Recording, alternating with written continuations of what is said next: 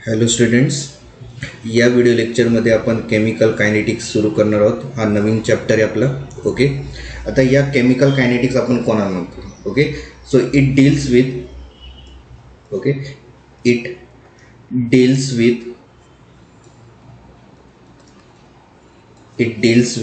Speed of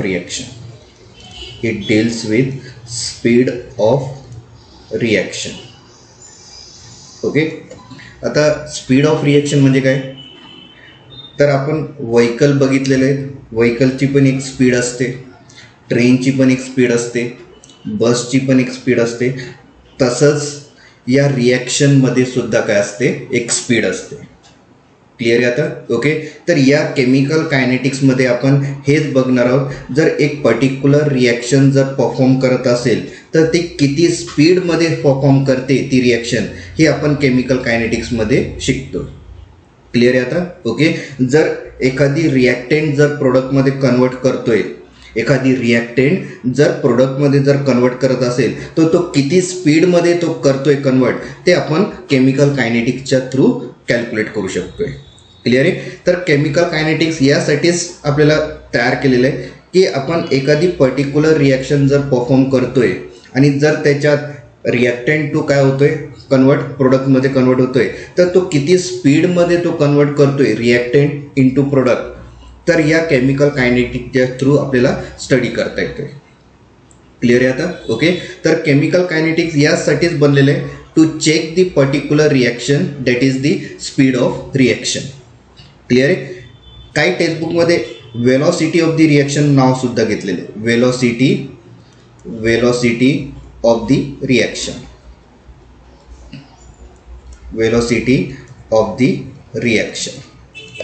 clear आहे आता? Okay, तर वेलॉसिटी म्हटलं तर आपल्याला इथं फिजिक्सचा कन्सेप्ट नाही लावायचा आहे, जो स्केलर आणि वेक्टरमध्ये तुम्ही शिकताय. ओके, तर इथं आपल्याला स्केलर आणि वेक्टर लावायचं नाही आहे. तर वेलॉसिटीज म्हणजे काय असणार आहे? आपल्यासाठी एक स्पीड असणार आहे, म्हणजे ते किती स्पीडमध्ये रिॲक्टंट कन्वर्ट करतोय प्रोडक्टमध्ये, ते आपल्याला या केमिकल कायनेटिक्सच्या थ्रू आपल्याला काय करायचं आहे? स्टडी करायचं आहे.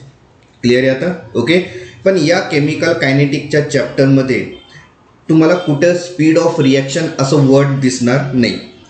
त्याच्या जागेवरती हा वर्ड असणार आहे, जो मी आता इथं रिप्रेझेंट करतोय, that is the rate of reaction.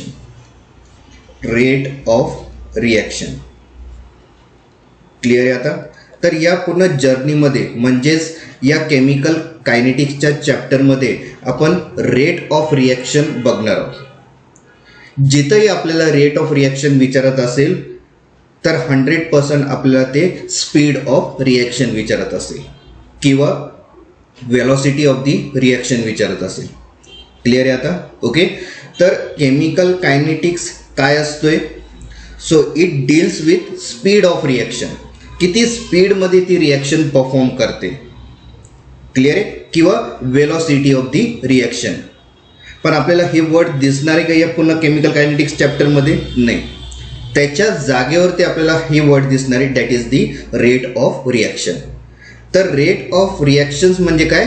Speed of reaction. जिथं तो रेट जो वर्ड येतोय त्या रेटचं मिनिंगच काय? स्पीड ऑफ रिॲक्शन किंवा velocity of the reaction.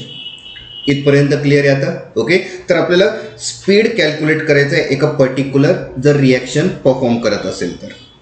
Clear आहे आता? ओके, तर या रेट ऑफ रिॲक्शनला मी डिनोट करतोय कॅपिटल आरने. क्लिअर आहे? जर एका पर्टिक्युलर रिॲक्शन जर परफॉर्म करत असेल आणि जर आपल्याला त्याचं स्पीड ऑफ रिॲक्शन जर काढायचं असेल, म्हणजेच रेट ऑफ रिॲक्शन जर काढायचं असेल, तर त्याचा जो फॉर्म्युला असतोय, ओके, जो केमिकल कायनेटिक्सनी बनवलेला आहे, that is the rate of reaction. Okay, rate of reaction, that is the capital R, is equal to the change in concentration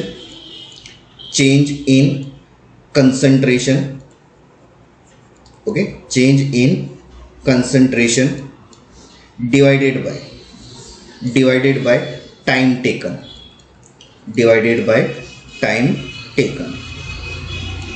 clear आहे आता? ओके, म्हणजे या दोघांचं जर आपण रेशो काढलं तर म्हणजेच आपण काय काढतोय, रेट ऑफ रिॲक्शन. कसलं रेशो काढतोय आपण, चेंज इन कन्सन्ट्रेशन. म्हणजे रिॲक्टंटचा अमाऊंट किती चेंज होतोय किंवा प्रोडक्टचा अमाऊंट किती वाढतोय ते आपण या चेंज इन कन्सन्ट्रेशनमध्ये काय करणार आहे, ॲड करणार आहे आणि त्याला डिवाइड करणार आहे टाईम टेकननी. म्हणजे रिॲक्टंटचा अमाऊंट किती टाईममध्ये कन्वर्ट होतोय तो टाईम आपण इथं डिवाइड करणार आहे किंवा प्रोडक्ट किती फॉर्मेशन होतोय त्या टाईममध्ये तो टाईम आपण इथं डिवाइड करणार आहे. क्लिअर आहे आता, ओके.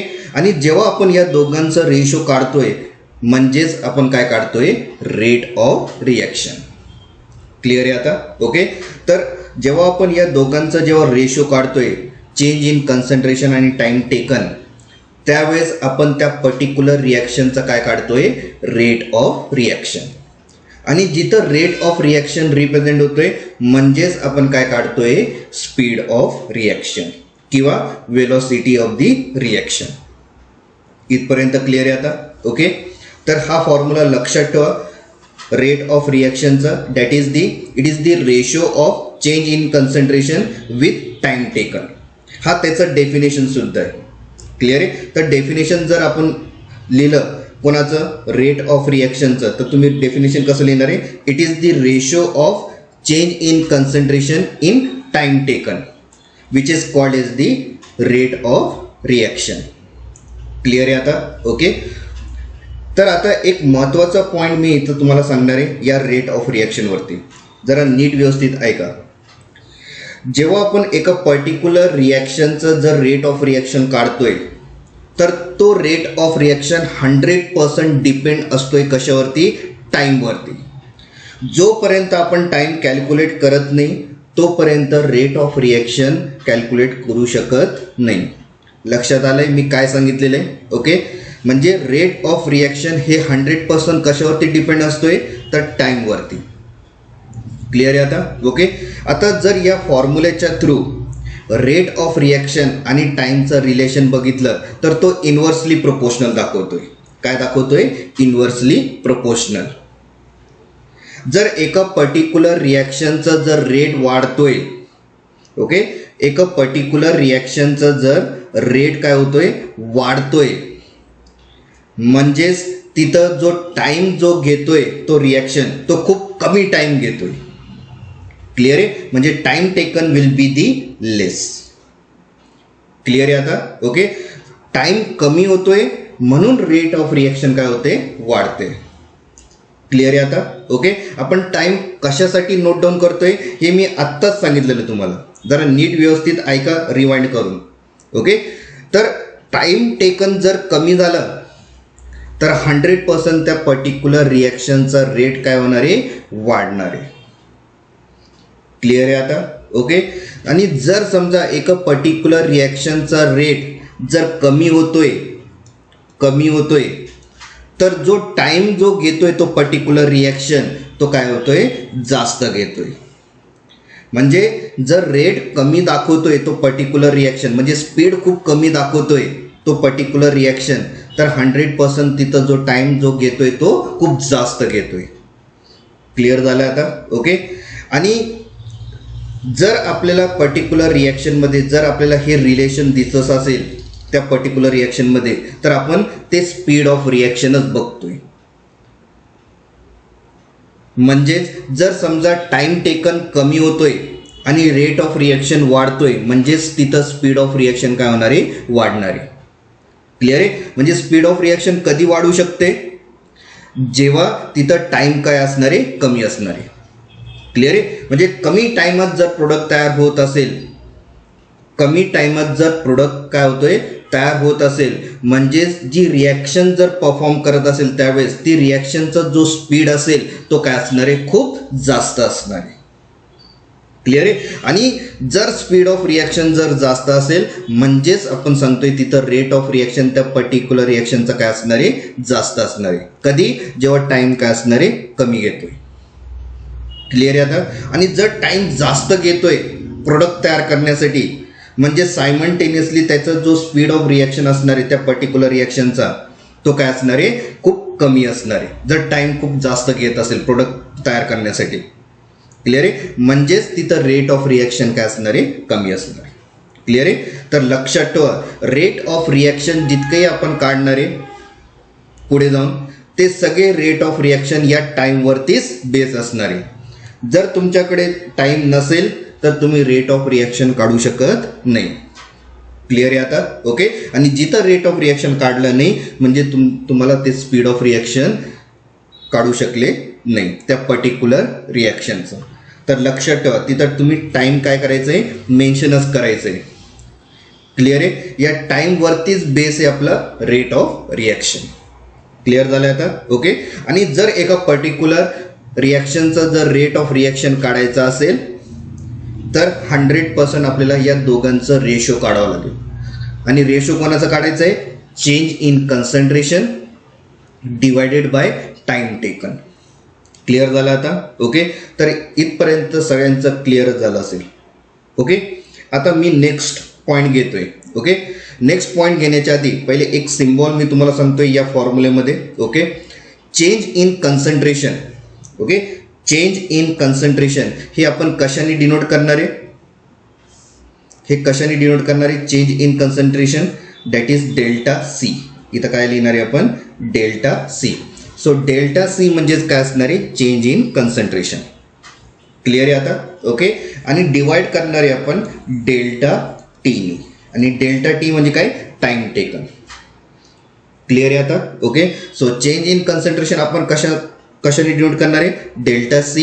आणि टाइम टेकन कशाने डिनोट करणार आहे, डेल्टा टीने. क्लिअर आहे. आणि जेव्हा आपण या दोघांचा रेशो काढेल त्यावेळेस आपण काढणार आहे काय, रेट ऑफ रिॲक्शन. आणि जिथं रेट ऑफ रिॲक्शन काढणार आहे म्हणजेच तिथं स्पीड ऑफ रिॲक्शन आपण काय करतोय, कॅल्क्युलेट करतोय. आणि हे सगळे जे काय कन्सेप्ट, जे काय प्रोसिजर आपण आता बघितलेले, हे प्रोसिजर फक्त एकच चॅप्टरमध्ये दिसतोय आणि ते चॅप्टरचं नाव आहे केमिकल कायनेटिक्स. आता तुम्हाला कळालं असेल आपण या केमिकल कायनेटिक्समध्ये काय शिकणार आहे. क्लिअर आहे. काय शिकणार आहे, तर एका पर्टिक्युलर रिॲक्शनचं स्पीड काढणार आहे. आणि जिथं स्पीड काढतोय म्हणजेच आपण काय काढतोय, रेट ऑफ रिॲक्शन. आणि रेट ऑफ रिॲक्शन कसं काढतोय, ratio of change in concentration in time taken. And the change in concentration is denoted by delta C and time taken is denoted by the delta T. इथपर्यंत clear आहे आता. Okay. आता आपल्यासमोर 3 टाईपचे reactions येणार आहे. त्या 3 टाईपच्या रिॲक्शनमधून फक्त आपण एकच रिॲक्शनचा स्पीड काढू शकतोय किंवा रेट ऑफ रिॲक्शन काढू शकतोय. आणि बाकीचे जे 2 रिॲक्शन असतील त्यांचं स्पीड किंवा रेट ऑफ रिॲक्शन आपण काढू शकत नाही. याचं रिझन मी सांगणारच आहे. क्लिअर आहे आता. ओके.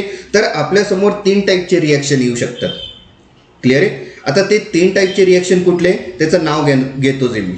पण त्या 3 टाईपमधलं एकच रिॲक्शन काय करणार आहे, आपण रेट ऑफ रिॲक्शन कॅल्क्युलेट करू शकतो. मग बाकीचे जे 2 रिॲक्शन आहे त्याच्यात आपल्याला स्पीड ऑफ रिॲक्शन कॅल्क्युलेट करता येणार नाही. क्लिअर आहे आता. आता हे 3 टाईपचे रिॲक्शन कुठले आहेत, ओके, तर त्यांचं नाव मी घेतोय आधी पहिले. मग आपण 1 बाय 1 चेक करणार आहोत की का एकच टाईपचं रिॲक्शनचा रेट ऑफ रिॲक्शन आपण काढू शकतोय आणि 2 टाईपचे रिॲक्शन आपण त्यांचं रेट ऑफ रिॲक्शन काढू शकत नाही. याचं रिझन आपण नंतर बघतोय. क्लिअर. मग असे आपल्यासमोर कुठले टाईपचे रिॲक्शन येऊ शकत आहेत त्याचं नाव पहिले आधी घेऊया. तर पहिला जो टाईप येतोय that is the first type of reaction. Okay.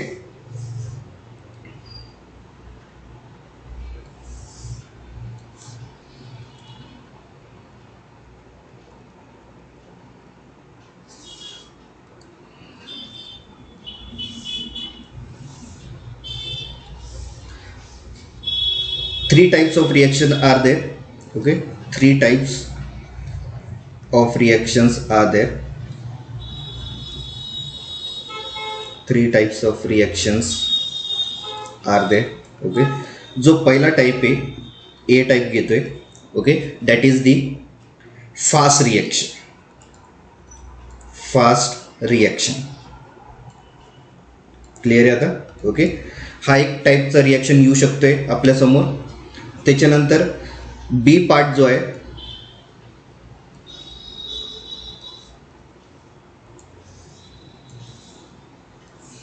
जो बी पार्ट असणार आहे तो असणार आहे स्लो रिॲक्शन. ओके. आणि जो थर्ड टाईप आहे म्हणजे C part, that is the moderate reaction. Okay, reaction. Clear आहे आता? ओके. तर आपल्यासमोर 3 टाईपचे रिॲक्शन येऊ शकत आहे. एक फास्ट रिॲक्शन, दुसरा आहे स्लो रिॲक्शन आणि तिसरा आहे मॉडरेट रिॲक्शन. तर या 3 रिॲक्शनमधून आपण फक्त एकच रिॲक्शनचा रेट ऑफ रिॲक्शन काढू शकतोय. तर बाकीचे जे 2 रिॲक्शन आहेत त्यांचं रेट ऑफ रिॲक्शन आपण काढू शकत नाही. क्लिअर आहे? आता त्याचं रिझन आपण आता बघतोय. तर पहिला टाईप घेतोय, that is the A type. Okay, A type.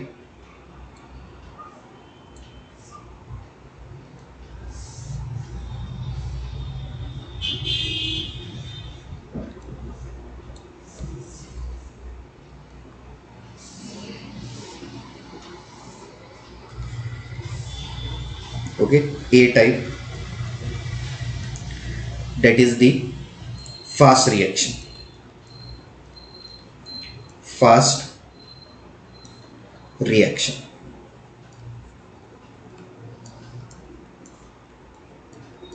Okay. आता फास्ट रिॲक्शन मध्ये काय होतोय, जर आपण डेल्टा टी इथं जो फास्ट रिॲक्शन आपल्याला बघायला भेटतोय डेल्टा टी. ओके. आता बघा, मी पहिले परत एकदा याच्याकडे जातोय फॉर्म्युलेकडे, रेट ऑफ रिॲक्शनचं. आता रेट ऑफ रिॲक्शनमध्ये जर मी टाईमवरती बेस असेल तर 100% आपल्या या टाईमवरतीच कळणार आहे की रेट ऑफ रिॲक्शन कधी वाढणार आहे आणि कधी कमी होणार आहे. क्लिअर आहे आता? आता आपण फास्ट रिॲक्शन सांगतोय, म्हणजे फास्ट रिॲक्शनमध्ये 100% रेट ऑफ रिॲक्शन काय असणार आहे, फास्टच असणार आहे. म्हणजे त्याची स्पीड ऑफ रिॲक्शन काय असणार आहे, फास्ट असणार आहे. म्हणजेच आपल्याला जो टाईम बघायला भेटणार आहे त्या रेट ऑफ रिॲक्शनमध्ये या किंवा त्या टाईम बघायला भेटणार आहे त्या पर्टिक्युलर रिॲक्शनमध्ये ते कमीच असणार आहे, म्हणजे व्हेरी स्मॉल. जर टाईम खूप स्मॉल असेल तर 100% रेट ऑफ रिॲक्शन काय असणार आहे, जास्तच असणार आहे. बघा, इन्व्हर्सली प्रोपोर्शनल लावतोय मी. रेट ऑफ रिॲक्शन आणि टाईममध्ये काय एक इन्व्हर्सली प्रोपोर्शनलचा रिलेशन आहे. जर आपण टाईम खूपच कमी ठेवला म्हणजे व्हेरी स्मॉल, मग आपण तिथं काय सांगू शकतोय, तिथं रेट ऑफ रिॲक्शन खूप जास्त असणार आहे, म्हणजेच स्पीड ऑफ रिॲक्शन काय असणार आहे, जास्त असणार आहे. क्लिअर आहे आता? ओके. आणि जर समजा टाइम टेकन खूप लार्ज असणार आहे, तर तिथं स्पीड ऑफ रिॲक्शन खूप स्लो असणार आहे. क्लिअर आहे? मी काय सांगतोय, rate of reaction is inversely proportional to the time. आणि जेव्हा आपण इन्व्हर्सली प्रोपोर्शनलचा विचार करतोय तर 100% जेव्हा टाइम खूप स्मॉल ठेवला असेल, खूप कमी ठेवला असेल, फॉर एक्झाम्पल सेकंडमध्ये जर समजा टाइम ठेवला असेल तर 100% तिथं स्पीड ऑफ रिॲक्शन काय होते, जास्त होत असेल.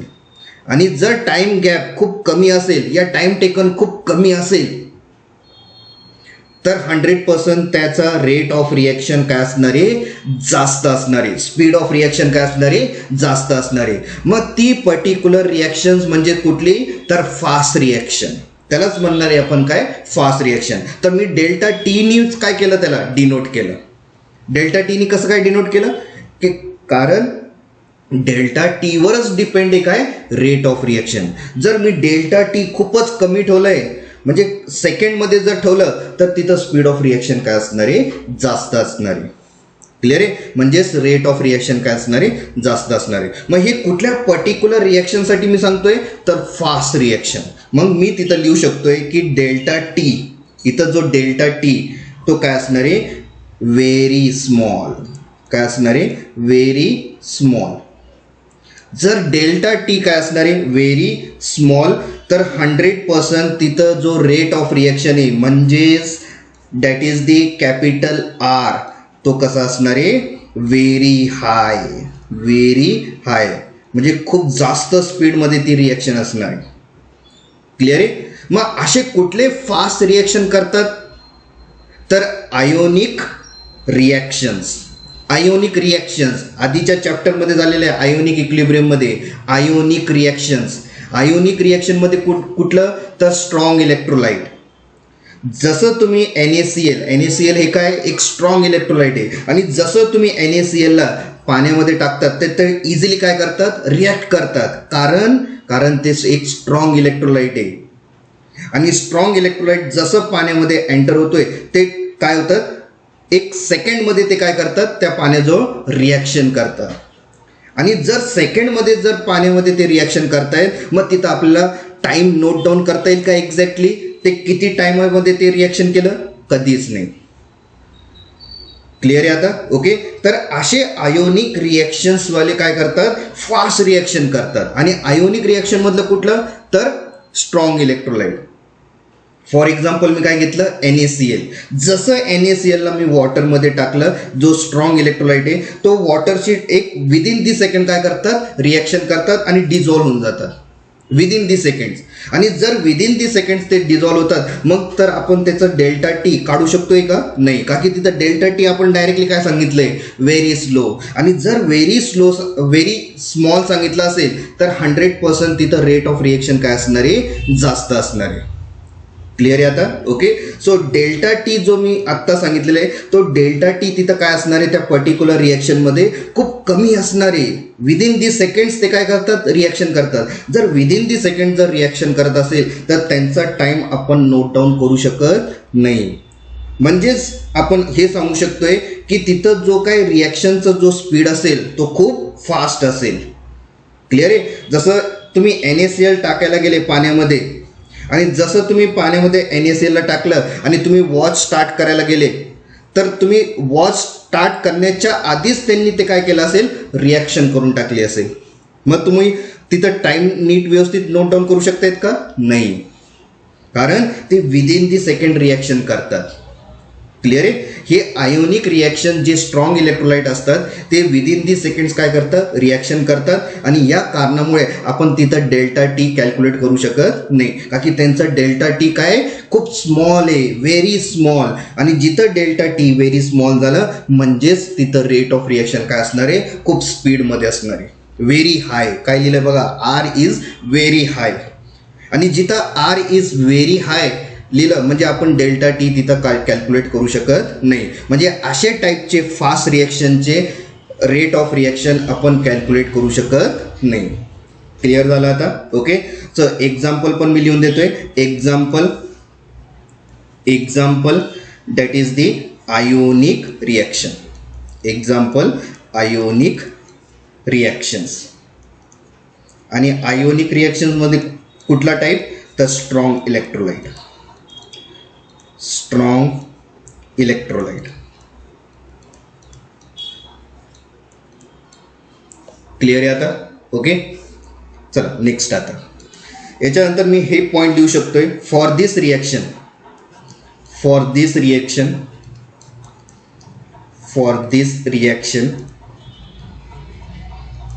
Okay, for this reaction R cannot be measured. आणि इथं R काय डिनोट होतोय, rate of reaction. R cannot be measured. R cannot be okay measured. Accurately measure करू शकतोय का, नाही, का की ते विदिन दी सेकंड्स काय करतात, रिॲक्शन्स करतात. आणि विदिन दी सेकंड जर रिॲक्शन करत असेल तर तिथं जो डेल्टा टी आहे तो खूप स्मॉल आहे. आणि जर समजा डेल्टा टी स्मॉल झाला म्हणजेच तिथं रेट ऑफ रिॲक्शन काय जाणार आहे, अजून स्पीडमध्ये होणार आहे, का की इन्व्हर्सली प्रोपोर्शनल आहे. जितकं तुम्ही टाइम खूप कमी घेणार आहे तितकंच रेट ऑफ रिॲक्शन काय होणार आहे, जास्त होणार आहे. आणि आपण डेल्टा टी काय म्हटलेलं आहे, व्हेरी स्मॉल. मग तिथं सायमल्टेनियसली R व्हॅल्यू काय होणार आहे, व्हेरी हाय. आणि ते एकच पर्टिक्युलर रिॲक्शनमध्ये होते आणि ती रिॲक्शन म्हणजेच आयोनिक रिॲक्शन्स. क्लिअर झालं आता. ओके. Ionic reaction. आणि आयोनिक रिॲक्शन मधले कुठलं, तर स्ट्रॉंग इलेक्ट्रोलाइट. आणि अशा टाईपची जी रिॲक्शन्स आहे आयोनिक रिॲक्शन, तर त्यांचं कधीही आर व्हॅल्यू आपण एक्झॅक्ट मेजर करू शकत नाही. इथपर्यंत क्लिअर झालं आता? ओके. तर मग आपली ही रिॲक्शन आपण या केमिकल कायनेटिक्सच्या थ्रू शिकू शकतोय का? नेवर. क्लिअर झाला आता? ओके. तसंच सेकंड टाईपचं जो रिॲक्शन आहे,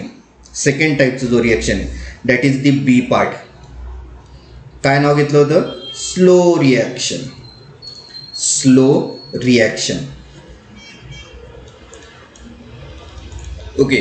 मी परत फॉर्म्युलेकडे येतोय. स्लो रिॲक्शन म्हणजे रेट ऑफ रिॲक्शनचा जो फॉर्म्युला आहे तोच आपल्याला परत इंडिकेट करणार आहे की डेल्टा टी आपल्याला काय ठेवावं लागेल तरच रेट ऑफ रिॲक्शन काय होईल? कमी होईल.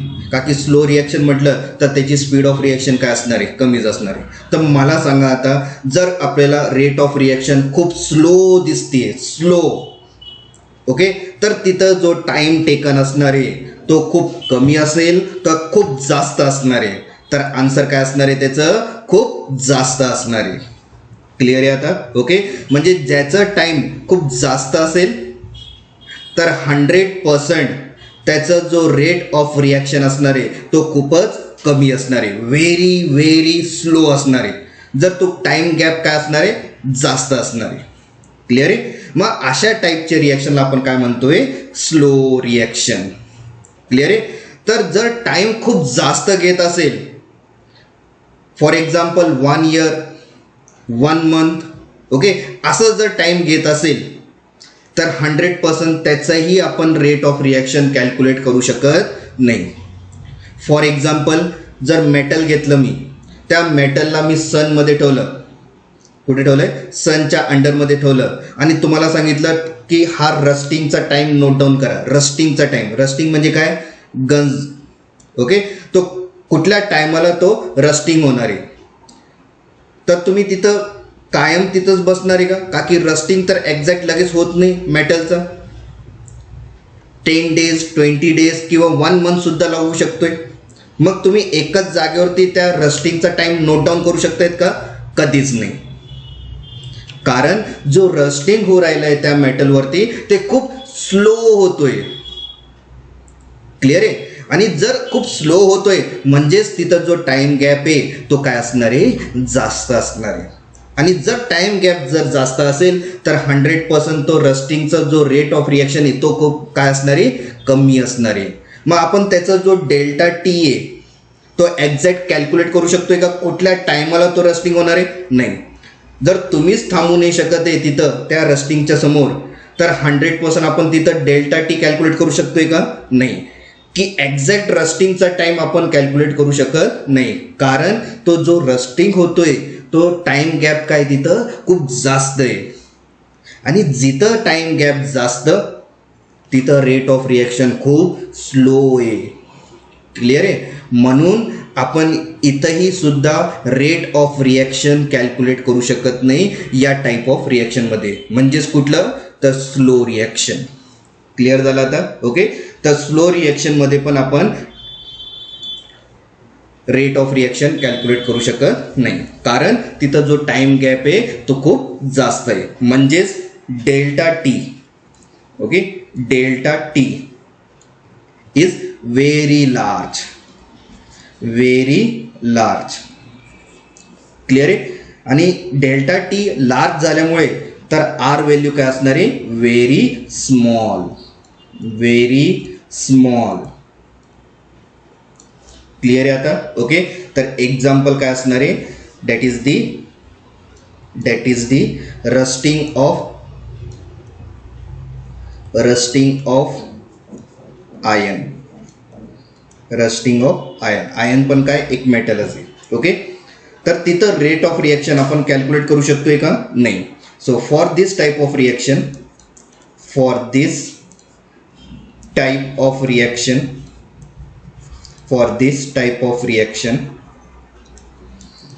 R cannot be measured accurately. R cannot measured accurately.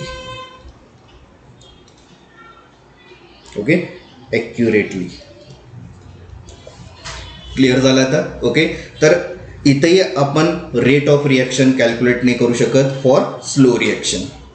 म्हणजेच आता जो तिसरा जो टाईप ऑफ रिॲक्शन आहे that is the moderate reaction. तर मॉडरेट रिॲक्शनचा आपण काय काढू शकतोय, exact rate of reaction. Okay, तर मॉडरेट रिॲक्शन कोणाला म्हणतात त्याचं डेफिनेशन ऐकून घ्या. Okay, that will be the C part, C type of reaction, that is the moderate reaction. Moderate reaction.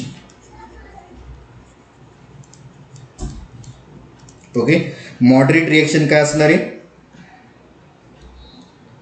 Time period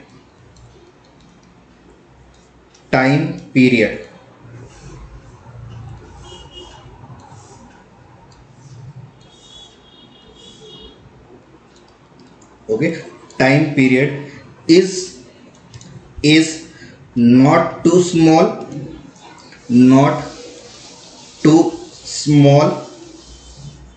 okay, or too large.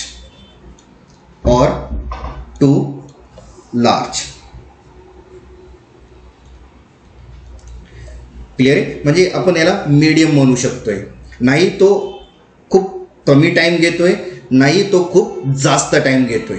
Okay, अशा रिॲक्शनला आपण काय म्हणतोय, मॉडरेट रिॲक्शन. आणि जर रिॲक्शन असं बिहेव करत असेल तर 100% त्या रिॲक्शनचा आपण काय काढू शकतोय, rate of reaction, that is the speed of reaction. Clear आहे आता. Okay, so rate can be measured, rate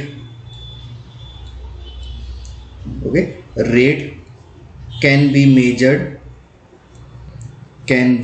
measured okay, accurately. Clear आहे आता. ओके, एक्झाम्पल H2O2चं जर डिकम्पोजिशन केलं, ओके, H2O2चं काय केलं आपण, डिकम्पोजिशन केलं, ओके, कशामध्ये, H2O आणि O2 मध्ये. तर याच्यातली जी काही स्पीड ऑफ रिॲक्शन असेल या पर्टिक्युलर रिॲक्शनमध्ये, तर आपण तिथं रेट ऑफ रिॲक्शन काय करू शकतोय, कॅल्क्युलेट करू शकतोय, आणि ते पण ॲक्युरेटली. क्लिअर झालं आता. ओके, तर मॉडरेट रिॲक्शनचंच आपण काय काढू शकतोय, रेट ऑफ रिॲक्शन. कारण तिथं जो टाईम असणार आहे तो जास्तही नाही घेते आणि खूप कमी पण नाही घेते. या कारणामुळे त्या मॉडरेट रिॲक्शनचा आपण काय काढू शकतोय, रेट ऑफ रिॲक्शन, आणि ते पण ॲक्युरेटली. क्लिअर आहे आता. तुमच्यासमोर एक्झाम्पल सुद्धा लिहिलेलं आहे. ओके, तर या 3 टाईपमधून आपण आता कुठलं रिॲक्शन बघणार आहे या केमिकल कायनेटिक्समध्ये, मॉडरेट रिॲक्शन. क्लिअर झालं आता. ओके, आणि ते जे 2 टाईप होते, फास्ट रिॲक्शन आणि स्लो रिॲक्शन, त्याच्यात आपण rate of reaction exact calculate करू शकतोय का, नाही. क्लिअर आहे. आणि त्याचं रिझन सुद्धा आपण सांगितलेलं आहे. क्लिअर आहे. तर नीट व्यवस्थित परत एकदा टाईप ऑफ रिॲक्शन बघून घ्यायचं आहे, आणि नाही कळालं तर मला नक्कीच इन्फॉर्म करा. क्लिअर आहे आता. ओके, तर तुम्हाला आता इथं क्लिअर झालं असेल की आपल्यासमोर किती टाईपचे रिॲक्शन येऊ शकत आहेत. 3 टाईपचे रिॲक्शन येऊ शकत आहेत. त्याच्यातलं फक्त एकच आपण या केमिकल कायनेटिक्समध्ये शिकणार आहोत, आणि ते कुठलं आहे, मॉडरेट रिॲक्शन. ओके, क्लिअर झालं आता.